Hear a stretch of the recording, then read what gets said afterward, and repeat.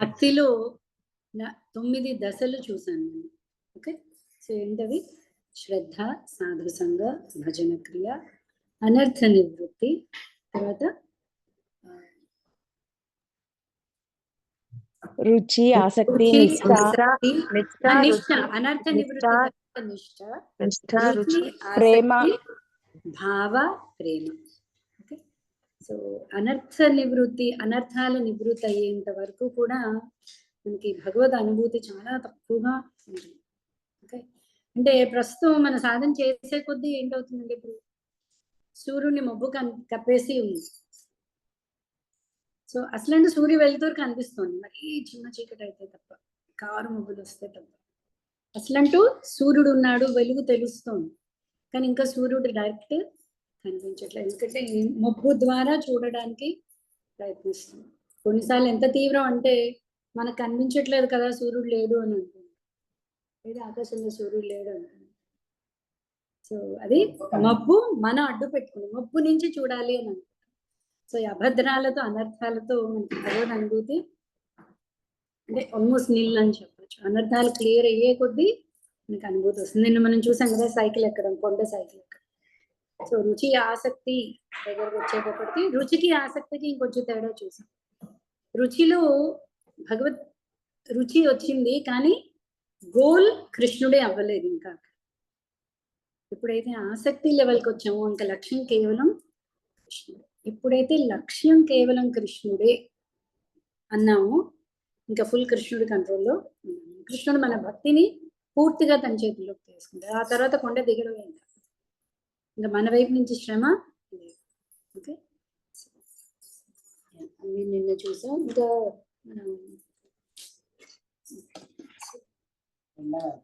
నిన్న భగవంతుడి యొక్క స్వ అంశాలు అలాగే విభిన్న అంశాలు కూడా చూసాం. ఓకే.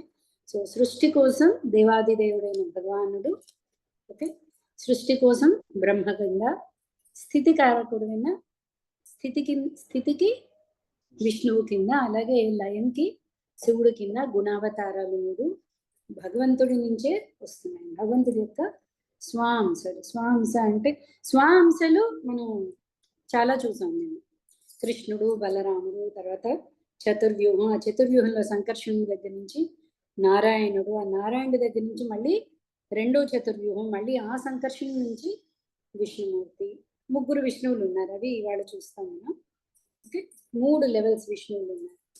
ఆ తర్వాత మనకి మిగతా అవతారాలన్నీ ఉన్నాయి. సో అలాగే మనం బ్రహ్మ వరకు కూడా విభిన్న అంశాలు. ఏ జీవుడైనా సరే విభిన్న అంశాలు.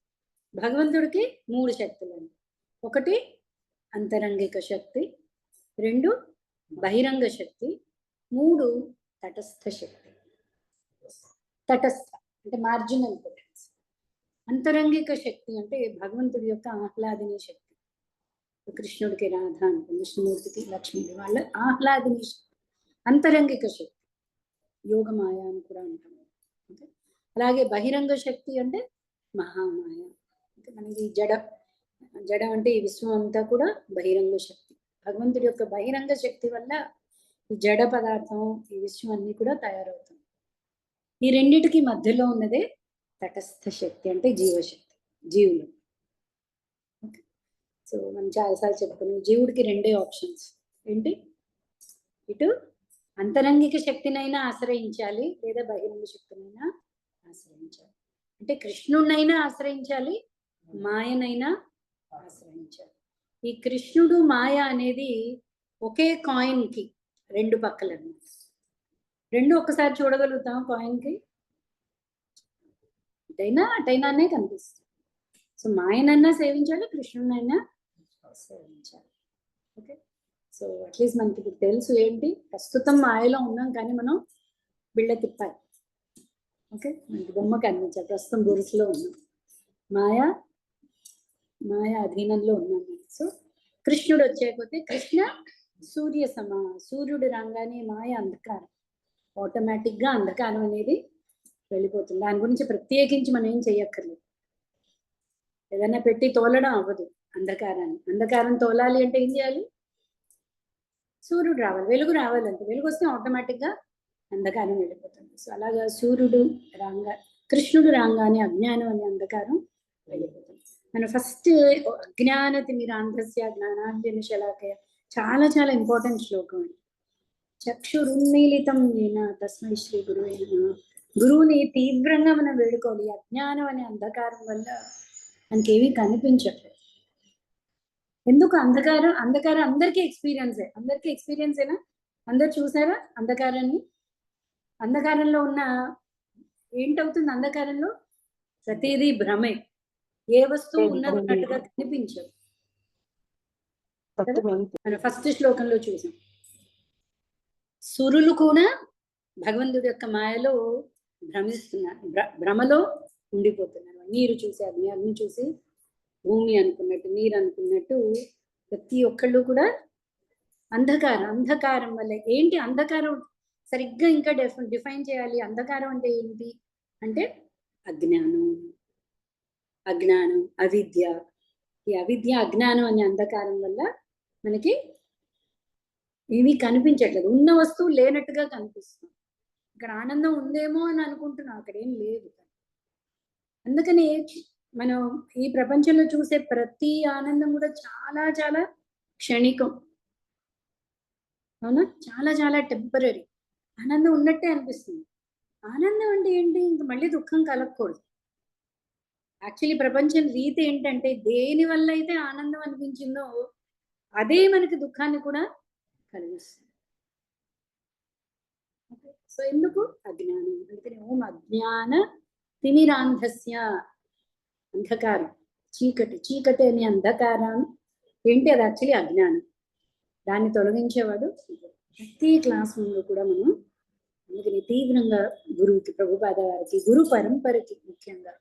ఓకే, అలాగే భాగవత అర్థం అవ్వాలి అంటే ఫస్ట్ నారాయణ నమస్కృతి చెప్పుకుంటున్నాం. అలాగే నష్టప్రాయేశ్వ భద్రేష్ అంటే మనకి డైరెక్ట్ మనకు తెలుస్తుంది, ఓహో అభద్రాలన్నీ తొలగిపోతాయి ఎప్పుడైతే భాగవతాన్ని సేవిస్తున్నాము. అభద్రాలు తొలగితేనే మనకి కృష్ణుడి దర్శనం. నిన్న చూసాం మనం. ప్రేమ తర్వాత హరే మధురానుభవం అనేది కలుగుతుంది. ఓకేనా? నెక్స్ట్ క్లాస్ రెండో చాప్టర్లో ఉన్నాము. నిన్న ఇంకొకటి చూసాం మనం. ఇంకొకటి 26, 27లో మనం అన్య దేవతల యొక్క పూజన గురించి కూడా చూసాం.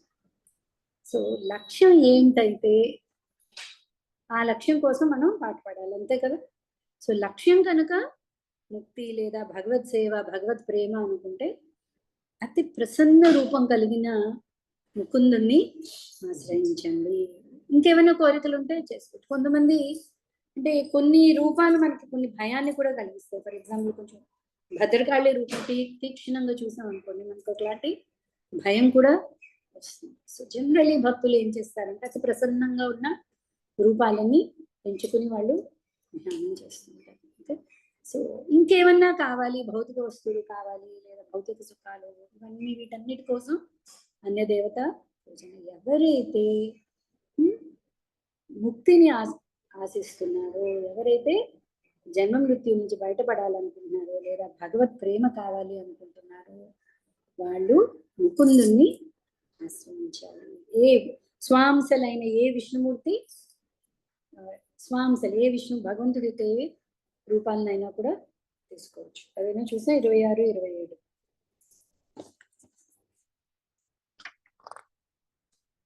ఇంకొకటి సత్వగుణంలో సుస్థిరం అవ్వాలి. సత్వగుణంలో ఉన్నప్పుడే మనకి సత్యం తెలుస్తుంది.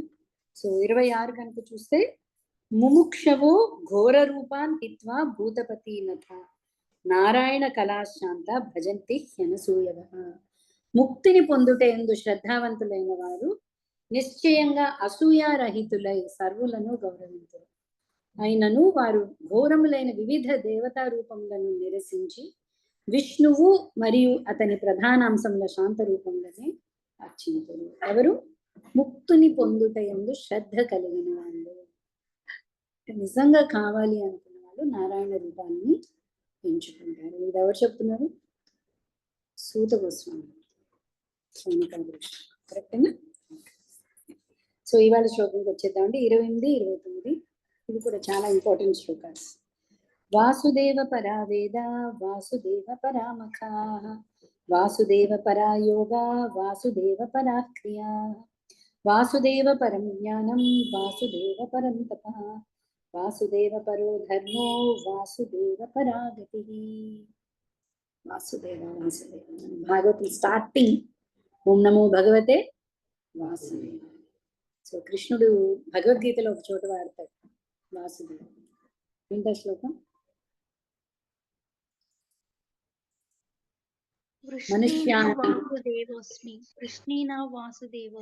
ఓకే, ఇంకొకటి బహూనాం జన్మనామంతే జ్ఞానవాన్ మాం ప్రపద్యతే వాసుదేవ మహాత్మా సుదుర్లభ.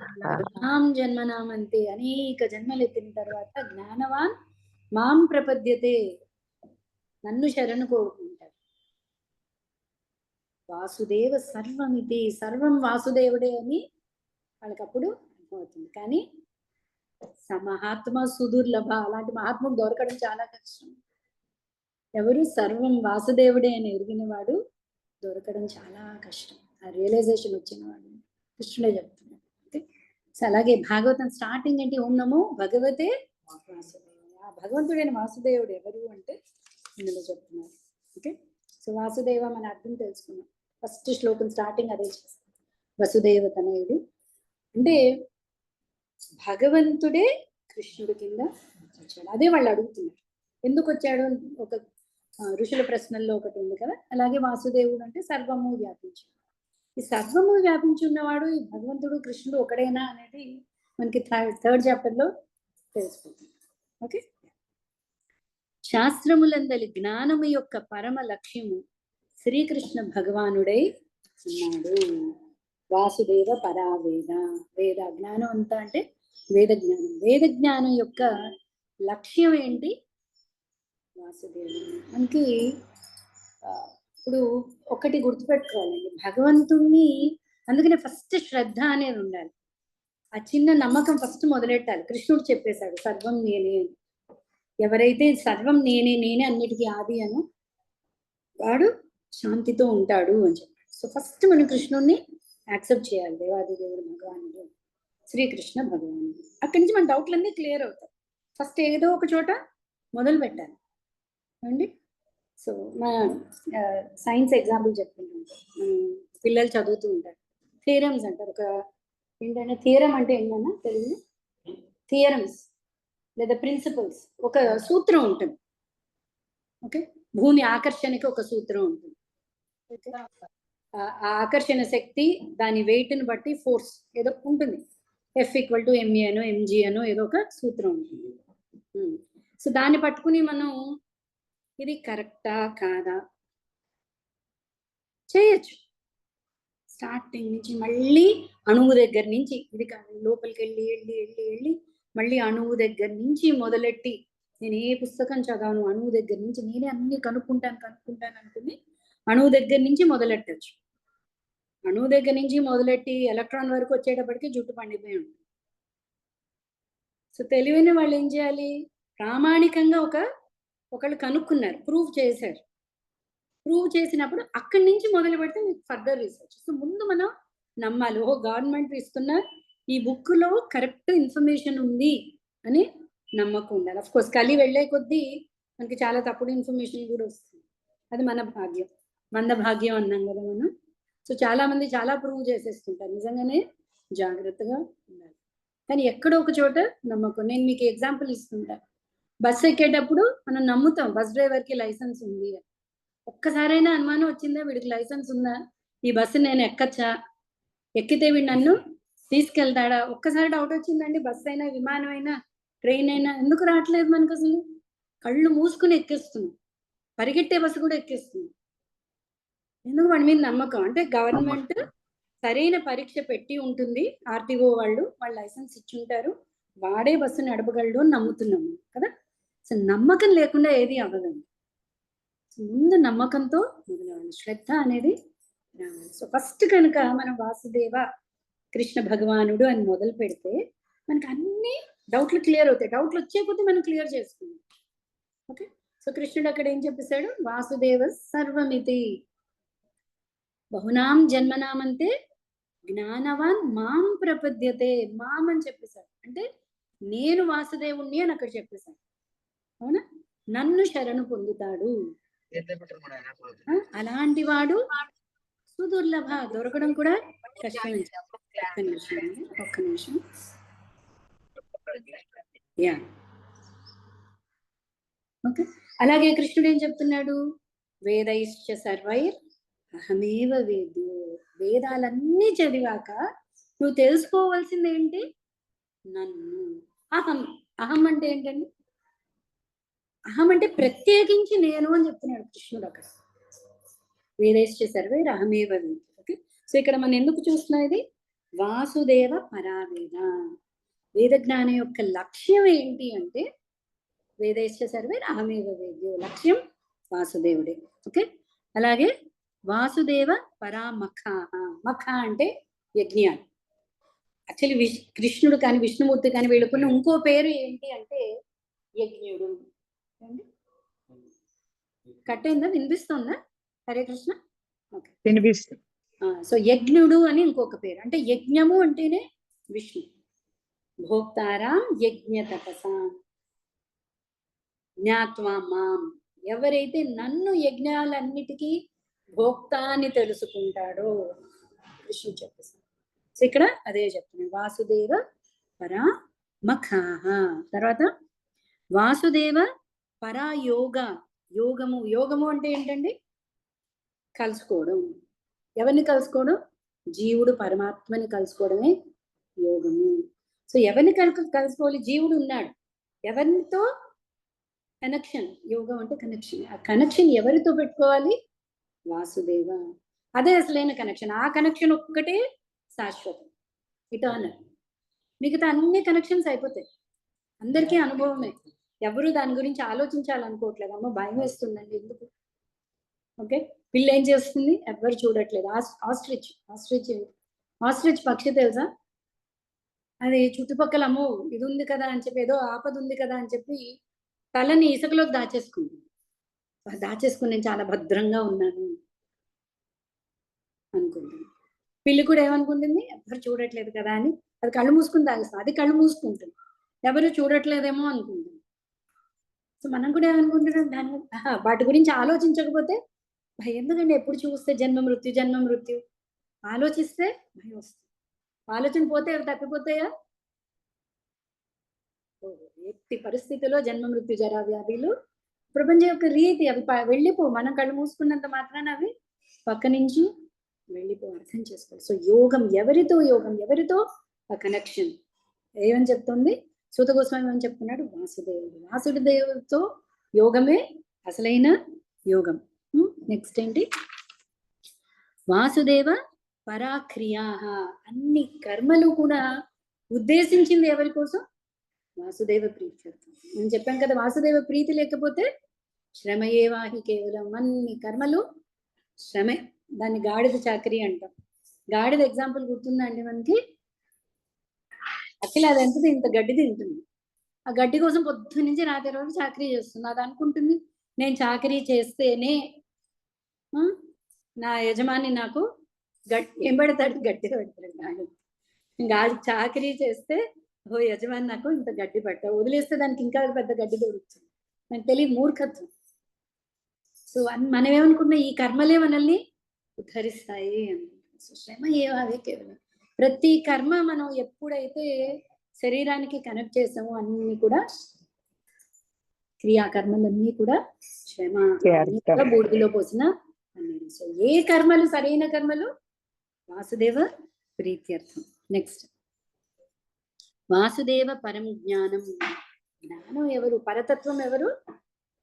సత్యం పరం ధీమహి. పరమ సత్యం ఎవరు అంటే వాసుదేవుడు. వాసుదేవ పరం తపః. తపస్సు. తపస్సు యొక్క లక్ష్యం కూడా భగవంతుడే. మనం చూసిన తపస్సు చాలా మంది చేశారు. గొప్ప గొప్ప అసురులు మనకంటే ఇంకా చాలా తీవ్రంగా తపస్సు చేస్తారు. అసలు వాళ్ళు దరిదాపుల్లో చేయట్లేదు మనం తపస్సు. హిరణ్యకశిపుడు అనుకోండి, రావణాసురుడు అనుకోండి, భస్మాసురుడు అనుకోండి, వీళ్ళందరూ చాలా గొప్ప గొప్ప తపస్సు చేశాడు. కానీ ఎప్పుడైతే ఒక్క నిమిషం ఎప్పుడైతే తపస్సు యొక్క లక్ష్యం వాసుదేవుడు అవ్వలేదు, అది కూడా శ్రమే అయిపోయింది. భస్మాసురుడి తపస్సు శ్రమ అయిపోయింది.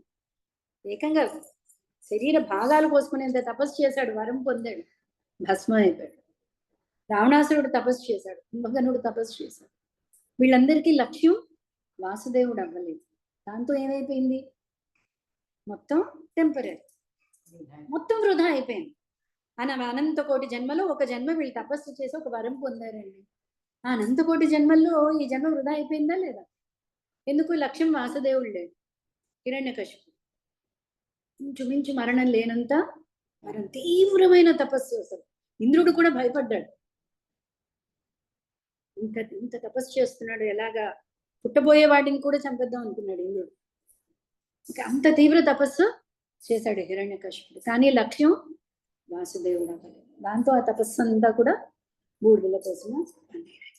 ఇదే ధ్రువుడు చేశాడు తపస్సు, 6 నెలలే చేశాడు తపస్సు. ఏమైంది? వాసుదేవుడు లక్ష్యం. వాసుదేవుణ్ణి చూడాలి. ఒక భౌతిక కోరికతో మొదలెట్టినా కూడా ఎప్పుడైతే తపస్సు యొక్క లక్ష్యం వాసుదేవుడు అయ్యాడో, భౌతిక కోరికలన్నీ కూడా పక్కకి వెళ్ళిపోయి శుద్ధి అయిపోయి, విష్ణుమూర్తి వచ్చి నీకేం కావాలో అడుగు అంటే కూడా ధ్రువుడు, నీ దర్శన భాగ్యంతో నాకు ఇంకా ఏది కూడా దేని మీద కూడా నాకు కోరిక లేదు.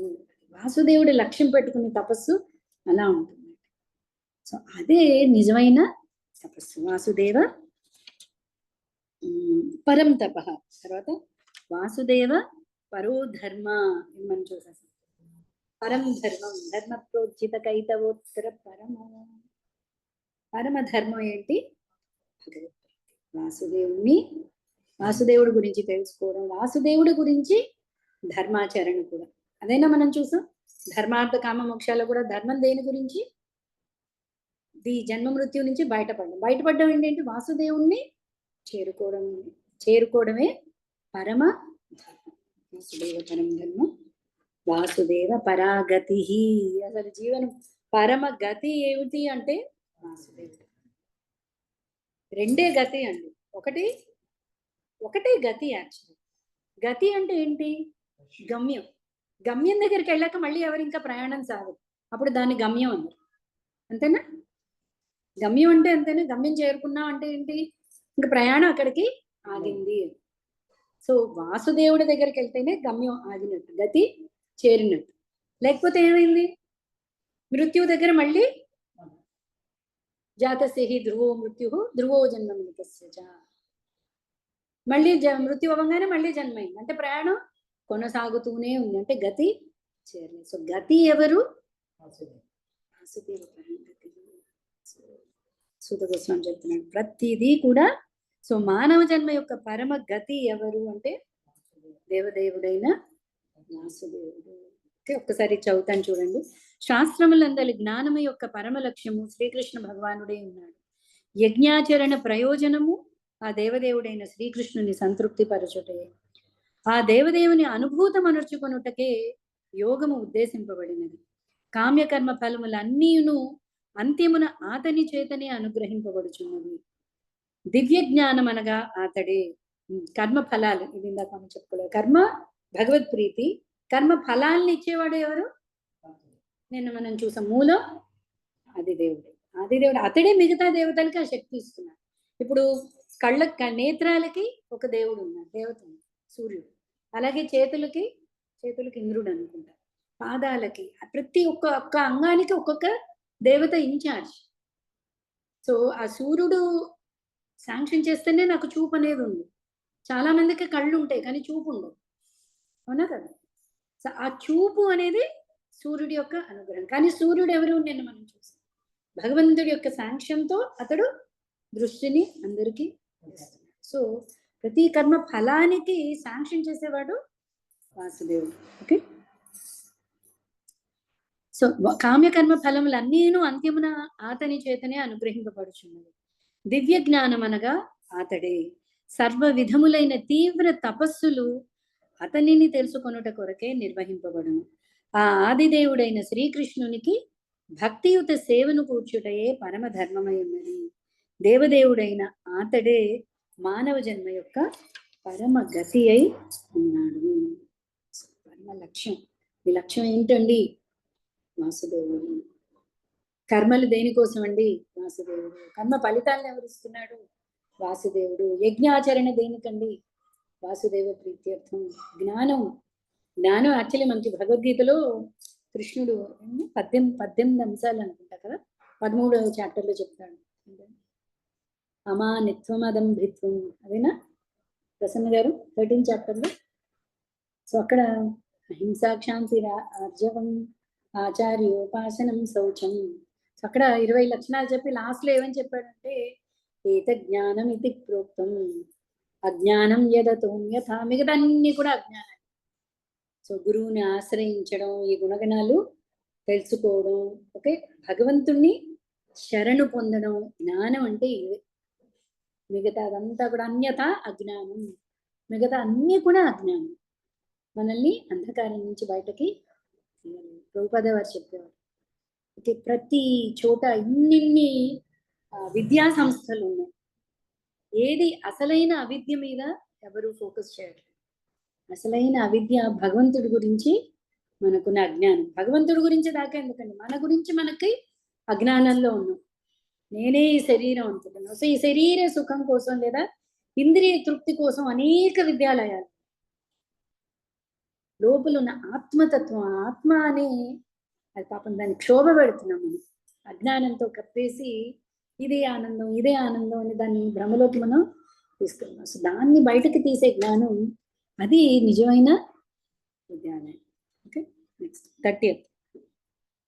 ఇప్పుడు భగవంతుడి యొక్క అవతారాల గురించి వస్తుంది. సృష్టి ఆరంభమున దేవదేవుడైన వాసుదేవుడు తన దివ్యమైన ఆధ్యాత్మిక స్థితి యందు నిలిచి ఉండి అంతరంగిక శక్తి ద్వారా సత్ అసత్తులను సృష్టించును. అసత్ అంటే ఈ విశ్వం, ప్రపంచం, భౌతిక ప్రపంచం. సో ఆ వాసుదేవుడు ఏం చేశాడు? సత్ అసత్ రెండు కూడా అతని నుంచే వచ్చాయి. భౌతిక జగమును సృష్టించిన పిమ్మట భగవానుడైన వాసుదేవుడు తన విస్తారము ద్వారా దాని యందు ప్రవేశించును. ప్రకృతి జన్య త్రిగుణములను కూడి ఉన్నను సాధారణ వ్యక్త జీవులలో ఒకనిగా గోచరించినను ఆ దేవదేవుడు సదా తన దివ్య స్థితిని గూర్చిన సంపూర్ణ జ్ఞానమును కలిగి ఉండును. కొన్ని పిక్చర్స్ ఉన్నాయండి, చూపిస్తాను.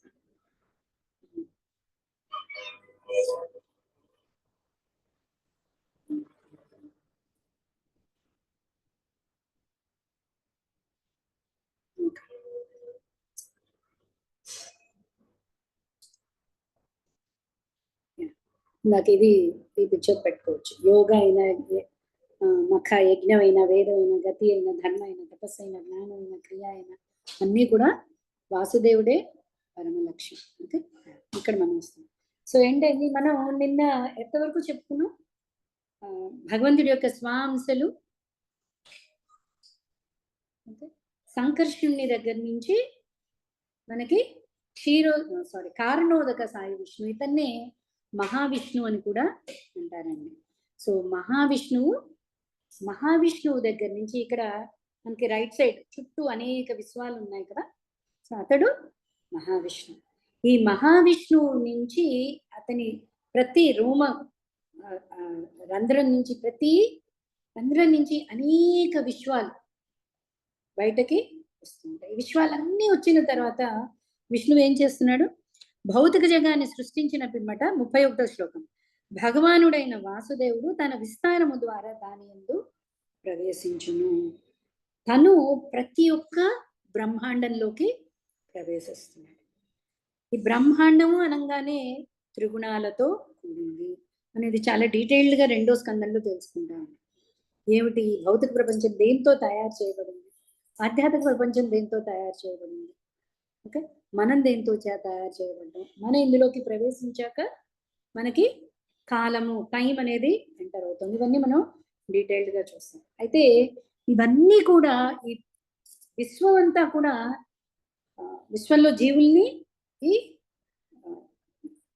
వాసుదేవుడి దగ్గర నుంచి అంటే మహావిష్ణువు దగ్గర నుంచి జీవరాశులన్నీ కూడా విశ్వంలో ఉంచబడుతున్నాయి. ఓకే, సో ఆ విశ్వంలో ఉంచబడినప్పుడు లేదా వివిధ దేవతలు మన విశ్వంలో ప్రస్తుతానికి 84 లక్షల జీవరాశులు. ఓకే, వీటన్నిటికీ అధిష్టాన దేవతలు అందరికీ కూడా జీవ ఎవరు అంటే ఎప్పుడైతే భగవంతుడు ఈ విశ్వంలోకి ప్రవేశించాడో అప్పుడే వీటన్నిటికీ కూడా చలనం అనేది ఉంది. చలనం కానీ ప్రాణం అనండి ఏదైనా సరే. సో అందుకే ఇక్కడ ఏం చెప్తున్నారు, భగవానుడైన వాసుదేవుడు తన విస్తారము ద్వారా దాని యందు ప్రవేశించును. 32. సో ఆ లోపల ప్రవేశించినప్పుడు సో ఈ పైన ఉన్న మహావిష్ణువుని ఇతనికి కారణోదక సాయి విష్ణువు అని కూడా పేరండి. అతడు మొత్తం జలం, అది చుట్టూ ఉన్నది జలం, కారణ సముద్రం అంటారు దాన్ని. ఓకే, ఆ కారణ సముద్రంలో అనేక విశ్వాలు తేలుతున్నాయి. ఆ విశ్వంలో ఎంటర్ అయిన మహావిష్ణువుని ప్రతి విశ్వంలోకి ఎంటర్ అయ్యాడు కాబట్టి అతన్ని గార్భోదక సాయి విష్ణువు అన్నారు. ఓకే, ఈ గార్భోదక సాయి విష్ణువు మళ్ళీ అణువు వ్యాపించి ఉంటాడు. అతన్ని క్షీరోదక సాయి విష్ణువు. ఓకే, సో ఇవన్నీ మనం 3rd చాప్టర్ స్టార్టింగ్ లో మనకి డీటెయిల్డ్ గా చూస్తాం. సో ఇక్కడ ముఖ్యంగా చెప్తున్న పాయింట్ ఏంటి, భగవంతుడు ఎంటర్ అయినా కూడా అతడు ఈ త్రిగుణాల్లోకి రాడు. మనలాగా ఒకడిగా గోచరించినా కూడా నిత్యము తన దివ్య స్థితిలోనే ఉంటాడు. పరమాత్ముడు భౌతిక ప్రకృతి యొక్క త్రిగుణములచే ప్రభావితులైన జీవుల దేహములందు ప్రవేశించి వారు తమ సూక్ష్మ మనస్సు ద్వారా త్రిగుణ ప్రభావమును అనుభవించినట్లుగా చేయుచున్నాడు. భగవద్గీతలో ఏదైనా శ్లోకం గుర్తొస్తుందా ఇక్కడ?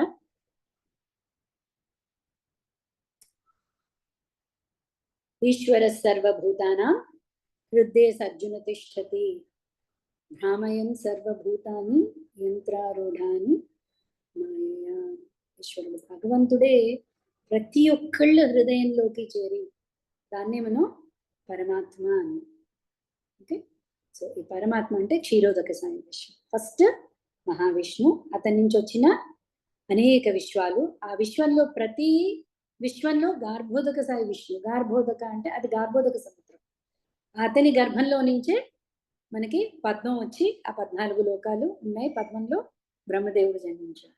ఓకే, వచ్చిన తర్వాత ప్రతి ఒక్కళ్ళ దేహాల్లో ప్రతి ఒక్క జీవుడికి తోడు కింద క్షీరోదక సాయి విష్ణువు కింద శంకు చక్ర గదా పద్మాలతో ఆ భగవంతుడే ప్రవేశించి ఉంటున్నాడు. ఈ ప్రవేశించి ఏం చేస్తున్నాడు, ఈ జీవుడు ఏంటి ప్రస్తుతం ఇది ఎంటర్ అవ్వంగానే త్రిగుణాలకి ప్రభావం.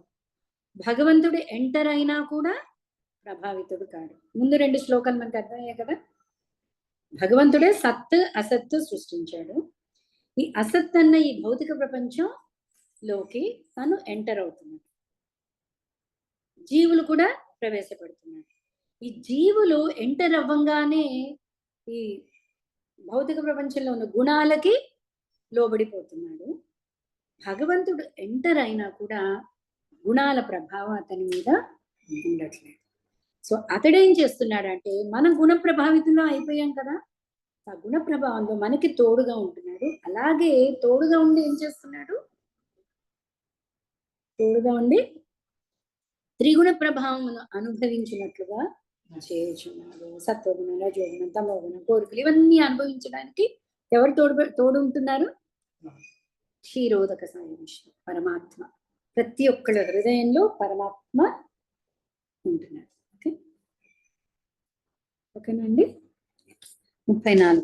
ఈ విధంగా జగన్నాథుడైన శ్రీకృష్ణుడు దేవతలు, మానవులు, జంతువులు మున్నగు జీవులతో నిండి ఉన్న సర్వలోకములను పోషించుచుండును. ఈ లోకాలే కదా, 14 లోకాలు కూడా ఎవరు పోషిస్తున్నారు? వాసుదేవుడు. 14 లోకాలు ఒక విశ్వం.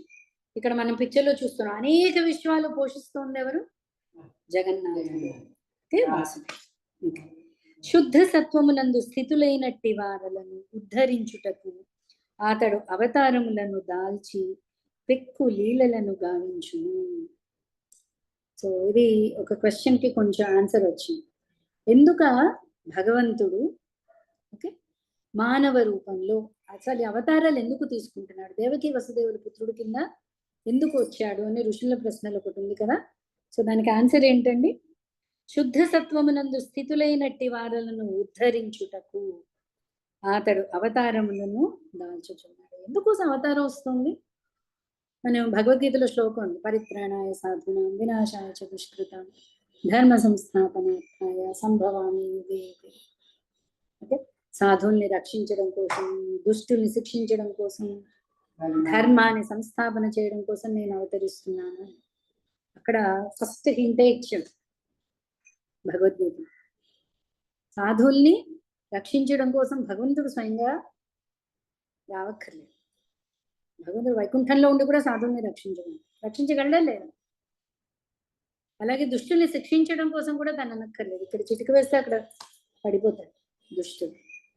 ధర్మ సంస్థాపనకి గురువులు భక్తులు ఉన్నారు. తను స్వయంగా ఎందుకు వస్తున్నాడు, ఇది మనకి కుంతి స్తోత్రంలో ఈ రహస్యం బయటపడుతుంది. ఇక్కడ చూచాయిగా చెప్పారు, శుద్ధ సత్వమునందు స్థితులైనట్టి వారలను ఉద్ధరించుటకు. సో ఎవరైతే శుద్ధ సత్వానికి వచ్చారంటే తనని గురించి ఎవరైతే తెలుసుకున్నారో లేదా తెలుసుకోవాలి అని సాధన చేస్తున్నారో అలాంటి వాళ్ళని తిరిగి తీసుకెళ్లడం కోసం ఎందుకు లీలలు చేస్తాడు భగవంతుడు. త్యక్వాదేహం పునర్జన్మ నైతి మామేతి. సో నా దగ్గరకు వస్తే వాళ్ళు మళ్ళీ తిరిగి వెళ్ళక్కర్లేదు. సో నా దగ్గరికి రావడం కోసం నేను లీలలు చేస్తున్నాను. నేను లీలలు చేస్తే ఏమవుతుంది, నా భక్తులందరూ దాని స్మరణలో ఉంటారు, దాని గురించి శ్రవణ కీర్తనలు చేస్తారు. ఎప్పుడైతే శ్రవణ కీర్తన చేస్తుందో ఈ గుణ ప్రభావం, గుణాల నుంచి మనం బయటపడతాం, అభద్రాలన్నీ పక్కకు వెళ్ళిపోతాయి. అప్పుడు ప్రభుపాద్ వాడుతూ ఉంటారు, back home back to God head. Back home ఇంటికి వెళ్ళిపోవచ్చు. మామూలుగా ఏమంటారంటే ఇంక సూట్ కేసులు సర్దుకుని వెళ్ళడమే, అంటే పెట్టే వల్ల సర్దుకోండి అంటుంది. మనం ఏం సర్దుకోక్కర్లేదు, అన్నీ అక్కడ ఆల్రెడీ ఉన్నాయి, మనం వెళ్ళడమే. సో శుద్ధ భక్తుల్ని తిరిగి తన దగ్గరికి తీసుకువెళ్ళడానికి భగవంతుడు అనేక అవతారాలు తీసుకుంటూ ఉంటాడు. మనం ధ్యాన శ్లోకాల్లో చదువుతా ఏంటది, ధృత్యానుకంపిత ధియేహ గృహీతమూర్తే సంచింతయేద్ భగవతో వదనారవిందం. గృహీతమూర్తే భృత్యానుకంపిత, కేవలం భృత్యులు తన సేవకుల మీద అనుగ్రహం చూపడం కోసం గృహీత అంటే అనేక రూపాలు అతడు స్వీకరిస్తున్నాడు.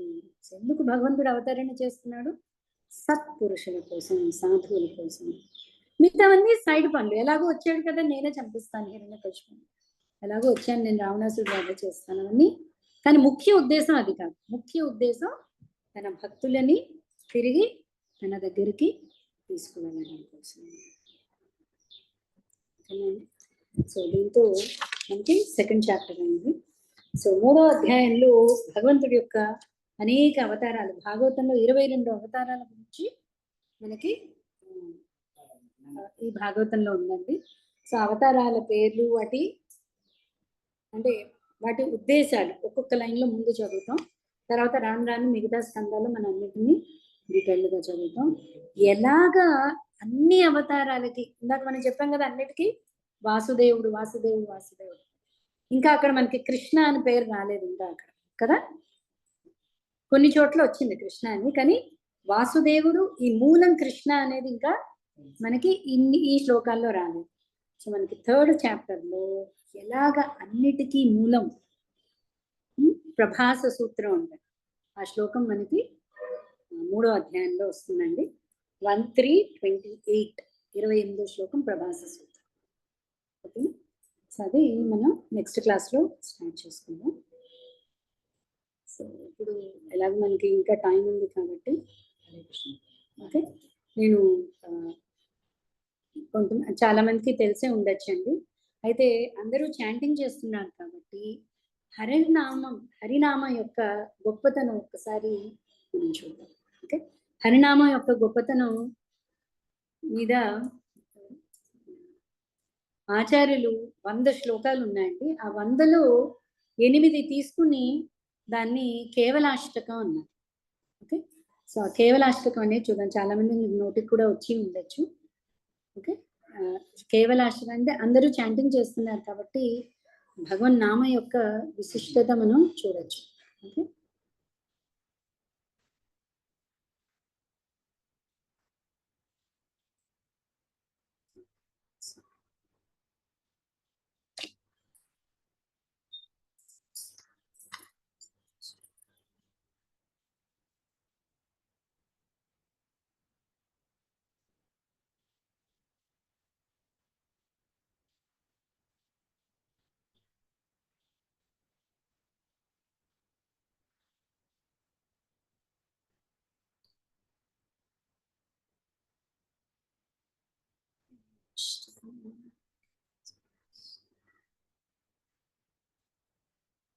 ఓకే, ఫస్ట్ చాలా సింపుల్ చూడండి.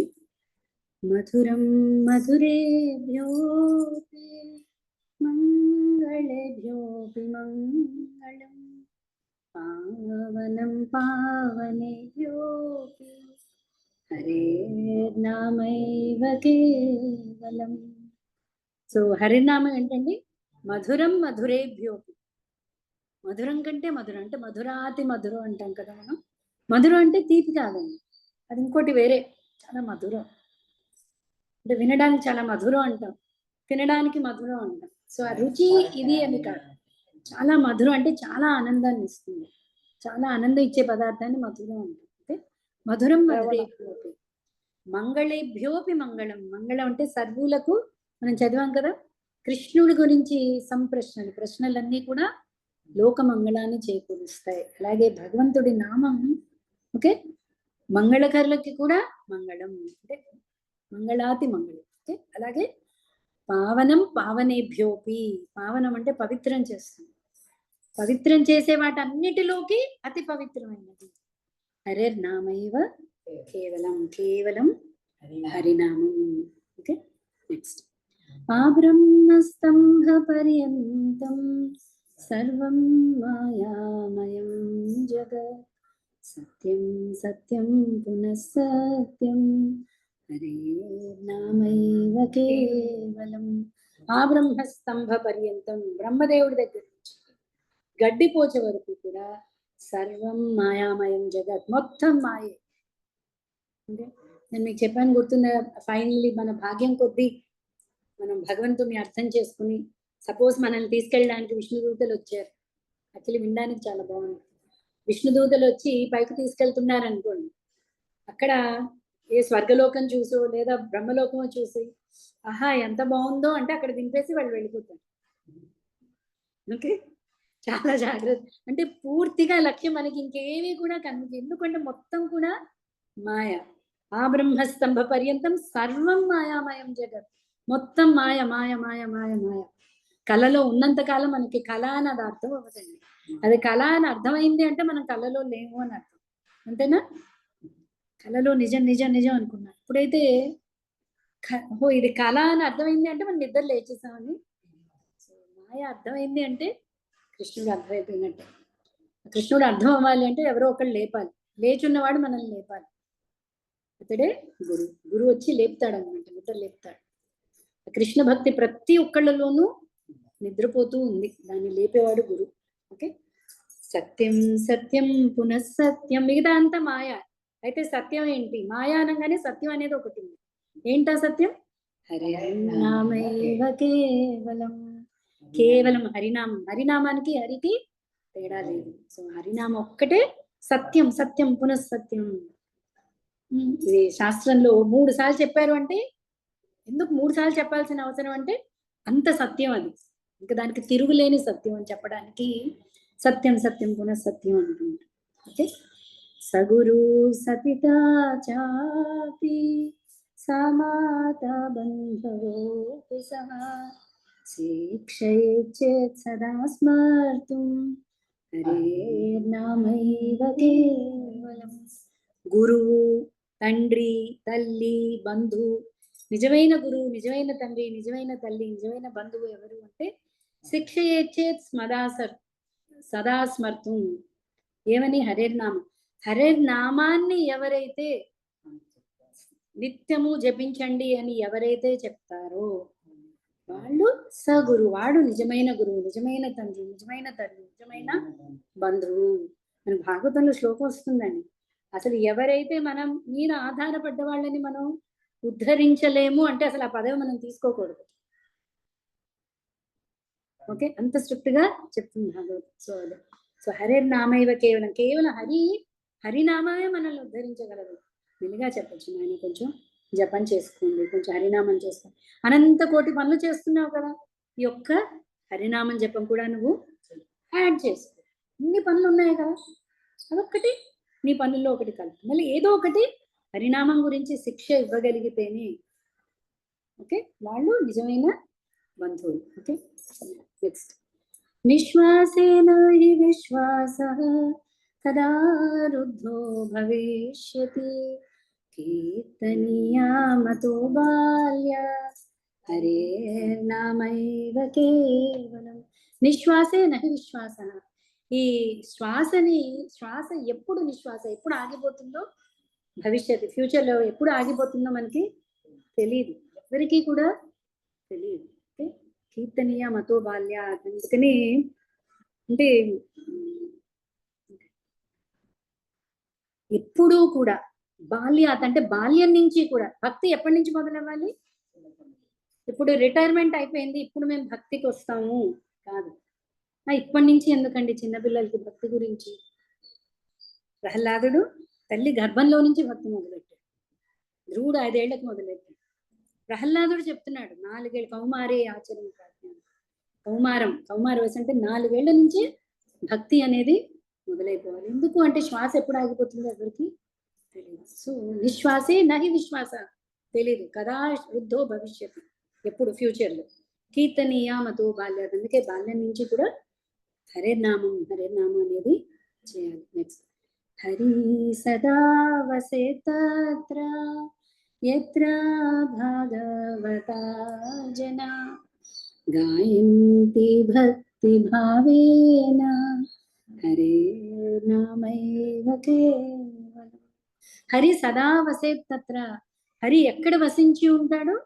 ఎత్ర భాగవతా జనా, ఎక్కడైతే భాగవత జనులు ఏం చేస్తుంటారు? వాళ్ళు గాయంతి భక్తి భావేన, భక్తి భావాలతో వాళ్ళు హరినామాన్ని గానం చేస్తూ ఉంటారు.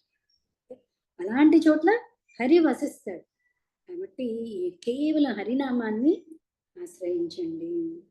అహో దుఃఖం మహా దుఃఖం దుఃఖతరం యతః కాచార్థం విస్మృతం రత్నం హరేర్నామైవ కేవలం. నిజంగా దుఃఖించాల్సిన విషయం ఏంటి తెలుసా? అహో దుఃఖం మహా దుఃఖం, నిజంగా చాలా పెద్ద దుఃఖం. అది ఏంటి? దుఃఖతరం యతః, అన్ని దుఃఖాల్లోకి అతిపెద్ద దుఃఖం ఏంటి అంటే కాచార్థం విస్మృతం రత్నం. ఈ హరినామం అనేది రత్నం లాంటిది, దీన్ని పట్టుకుని మన రాయి అనుకుంటున్నాం. ఇంతకంటే దుఃఖతరమైన విషయం ఇంకేదైనా ఉందా?